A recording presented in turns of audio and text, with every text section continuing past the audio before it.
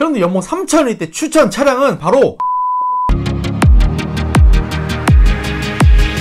형님들 안녕하세요, 한기사입니다. 사실 연봉별로 추천 차량을 나눈다는 게 쉬운 거는 아닙니다. 형님들의 수저, 형님들의 소비 패턴과 가치관, 형님들의 여친 유무 등등에 따라서 굉장히 천차만별이기 때문이죠. 연봉 3천이신데 자가소유 10억짜리 집 있으신 형님들은 그랜저 타는 거 전혀 문제 없으실 거고, 연봉은 0원인데 금수저라서 한 달 용돈 3천만원씩 받으시는 형님들은 페라리 타도 문제 없잖아요. 하지만 연봉 1억인데 자녀분들 3분 정도 계시고 집 대출금 갚느라 빠듯하신 분들은 중고 소나타도 힘드실 수도 있을 겁니다. 이렇듯 처한 상황이 굉장히 다양하기 때문에 그럼 다양한 상황들은 제외를 하고 소소한 재미로다가 봐주셨으면 좋겠습니다, 형님들. 예, 형님들 일단은 알아보기 전에 중요한 게 바로 지역입니다. 특히 사회 초년생인 분들이시다 그러면 진짜 지역이 굉장히 중요하거든요. 서울이나 수도권 중심부에 계시다면 당장 차를 구매하지 마시고 대중교통 추천드립니다. 차 막히고 주차할 데도 없고, 왜 주차비도 비싸잖아요. 하지만 대전, 대구, 부산 이런 큰 광역시 제외하고 인구수 20만 미만 지방으로 취업을 하셨다? 연봉 뭐 3천이면 아직 차를 끌지 말라는 주위의 그 조언들은 개무시하시고 굴러가는 썩은 마티즈라도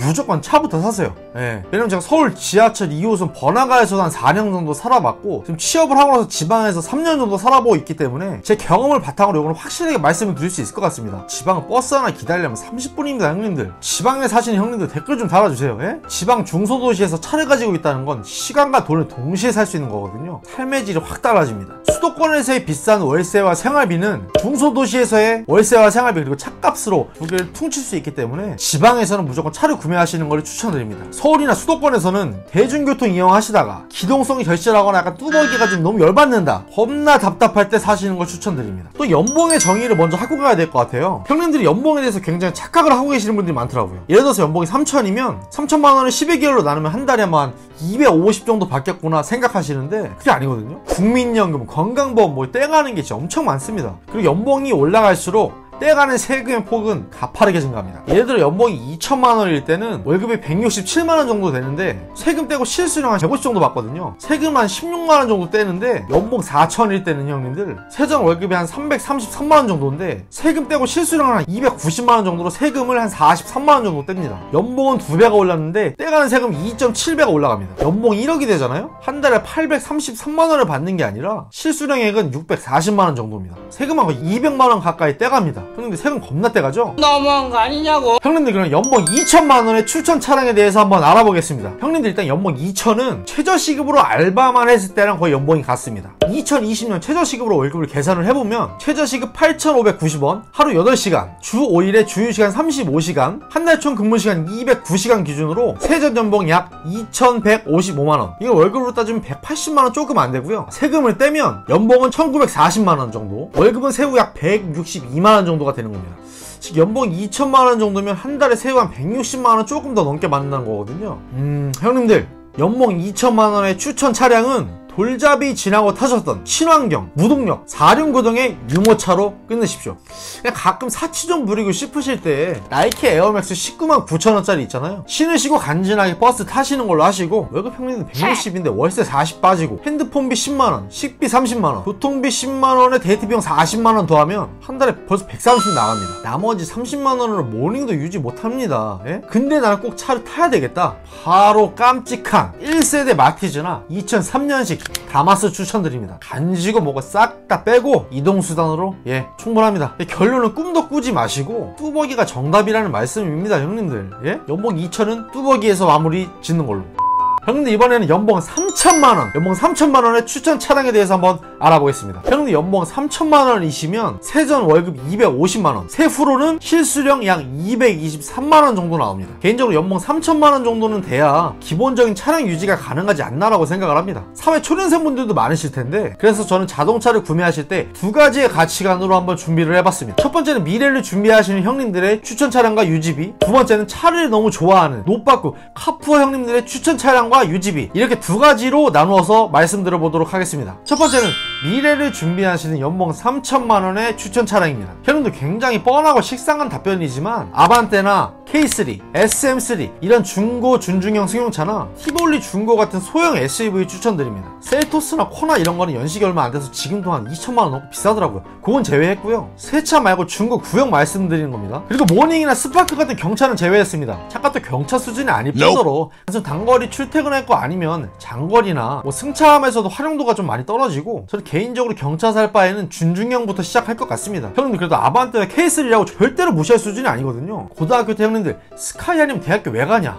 막 이러다가 고3 때 막 수시철 다가오고 원서 쓸 때 다가오잖아요. 제발 수도권 끝자락이라도 제발 하느님 부처님 막 이러시잖아요. 자동차도 똑같습니다. 아반떼 K3 그런 거 탈 바에는 중형차 이상 타야지 이거 왜 타냐 하시는데 취업하고 나잖아요. 아반떼여도 떼땡큐입니다 형님들. 절대 차값만 나간다고 생각하면 안 되거든요. SK엔카 검색해보시면 아반떼 AD 중고 15년식 한 9만 정도 탄 거 1000만원 정도면 떠올 수 있더라고요. 그러면 중고 아반떼 1000만원짜리를 샀을 때 한 달에 얼마가 나가는지를 말씀드려보겠습니다. 형님들 다시 한번 말씀드리지만 연봉 3천인데 자가 소유집 10억 있으신 형님들, 반대로 연봉 1억인데 자녀분들 3분 정도 계시고 집 대출 갚느라 빠듯하신 형님들, 이렇듯 처한 상황들이 정말 다양하기 때문에 이런 상황들은 제외를 하고 말씀드린다는 것을 다시 한번 말씀드리면서, 일단 저처럼 60개월 풀할부 떼시는 무책임한 형님들은 많지 않으실 테니까 일반적으로 그냥 선납금 0%, 36개월 3년 할부, 그리고 초반에 내는 취등록세 7%는 선납으로 내는 걸로 하고 캐피탈 금리 3% 정도는 제외했을 때 금액을 한번 말씀드려보도록 하겠습니다. 일단 첫 번째로 차값은 아까 말씀드렸던 차값 1000만원을 36개월로 나누면 한 달에 28만원 정도가 나옵니다. 그리고 보험료는 다양하지만 삼성화재 다이렉트 기준으로 만 30세 이상 특약이 해당되는 조건으로 제가 직접 검색을 해봤습니다. 제 차인 스팅어 2000cc 1년 보험료가 125만원 정도가 나오는데 아반떼 AD로 계산을 때렸을 때 105만원 정도가 나옵니다. 105만원을 12개월로 나누면 한 달에 약 9만원 정도 떨어지고요. 중요한 기름값이 있는데요. 출퇴근하시고 차 뽑았는데 여자친구랑 놀러 가야죠. 2020년 10월 7일 기준 휘발유 1337원, 2015년식 아반떼 AD 고기년비 13.7, 거기에 2000km 정도 한 달에 탄다는 전제하에 계산을 때려보면 한 달에 약 20만원 정도 나옵니다. 기름값. 거기다 자동차세는 1600cc 기준 1년에 28만원 정도 나가거든요. 요거 12개월로 나누면 한 달에 2만원 떨어집니다. 그리고 마지막으로 기타 유지비가 있습니다 형님들. 엔진오일 한 7천마다 교체해주시고 타이어 교체해야죠. 톨비 안 내실 거예요? 세차하실 거고 뭐 액세서리 같은 거 안 사세요? 이런 거 했을 때 한 달에 5만원 잡겠습니다. 이렇게만 해도 한 달에 총 64만원 나옵니다. 즉 연봉 3천만원일 때 실수령 223만원에서 아반떼 한 달 유지비 64만원이면 월급의 약 30% 정도를 사용하는 겁니다. 요 정도면 느낌이 있어 보입니다.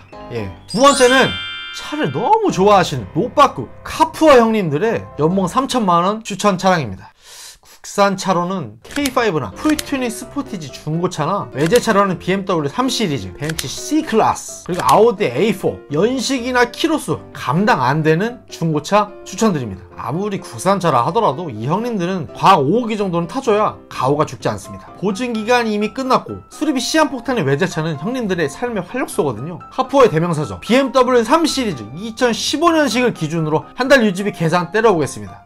카푸어 형님들 기준이기 때문에 완전 구형 막 각진 것도 용납이 안 되고요. 8만에서 10만 정도 달리는 거 한 2천만원 정도면 업어올 수 있습니다. 요새 뭐 120개월 할부도 있다고 하는데 뭐 아파트 할부도 아니고 이거는 정말 할 짓이 아니기 때문에 제외를 하고, 아반떼와 동일하게 선납금 0%에 36개월 3년 할부, 그리고 취등록세 3%는 선납을 하고 캐피탈 할부금이 3% 정도를 제외했을 때 일단 차값 2천만원을 36개월로 나누면 한 달에 약 56만원 정도가 나옵니다. 보험료는 다양하지만 만 30세 이상 기준으로 계산을 해보면 BMW 320D 계산했을 때 1년에 168만원 떨어집니다. 168만원을 12개월로 나누면 한 달에 약 14만원 나옵니다. 야, 근데 그리고 기름값이 있는데요. 그래도 디젤이기 때문에 연비는 생각보다 잘 나옵니다. 카푸어의 기초 자세를, 기초 체력을 다진 연봉 3천 형님들이시기 때문에 독 3사 뽑았는데 간지나게 돌아다니셔야죠. 예? 2020년 10월 7일 기준 디젤 1138원, 320D 공인연비 15.3, 거기에 한 달에 2,800 정도 탄다는 전제하에 계산해보면 약 21만원 나옵니다. 자동차세는 2000cc 기준으로 1년에 52만원 나오거든요. 52만원 12개월로 나눴을 때 5만원 정도 떨어지거든요. 야, 형님 중요한 마지막으로 기타 유지비입니다. 비록 저녁은 새우탕에 삼각김밥 드실지라도 세차는 무조건 셀프 세차하시거나 손세차 맡기실 거고, 엔진 오일은 비싼 고급 합성유 넣어주고, 타이어 같은 거 비싼 거 콘티넨탈 같은 걸로 갈아주셔야 될 거 아니에요. 방향제도 뭐 싸고 싸구려 안 넣죠. 49,900원짜리 한 3개 정도 받고 다니실 거기 때문에 통 크게 한 달에 8만원 잡겠습니다. 수리비 폭탄은 이미 눈물 나오기 때문에 제외했음에도 불구하고 한 달 총 드는 비용이 104만원 나옵니다. 즉 연봉 3천만원, 실수령 223만원일 때 BMW 3시리즈 한 달 유지비에 104만원이면 월급의 47% 정도를 사용하는 겁니다. 야 형님들, 차는 얼마든지 살 수 있습니다. 하지만 그 차를 유지하느냐의 문제거든요. 사실 연봉 3천에 중고 외제차 지르는 순간 뭐 저축은 불가능한 하프의 길로 접어드는 겁니다. 예, 제 생각에는 차를 좋아하시는 게 아니고 그냥 차는 이동수단일 뿐이다, 그냥 굴러가면 된다 하시면 월급의 30% 미만 정도를 차의 한 달 유지비에 투자를 하는 걸 추천드리고, 저처럼 차에 살짝 미쳐있다, 허세가 몸을 감싸고 있는 카푸어의 기질이 느껴진다 싶으시면 한 달에 월급이 한 40~50% 정도 때려 박으시는 것도 괜찮다고 생각을 합니다. 왜냐면 그만큼 그 차를 탔을 때의 가치 만족이 다른 사람들보다 굉장히 크기 때문이죠. 하지만 뒷감당은 형님들의 몫입니다. 형님들이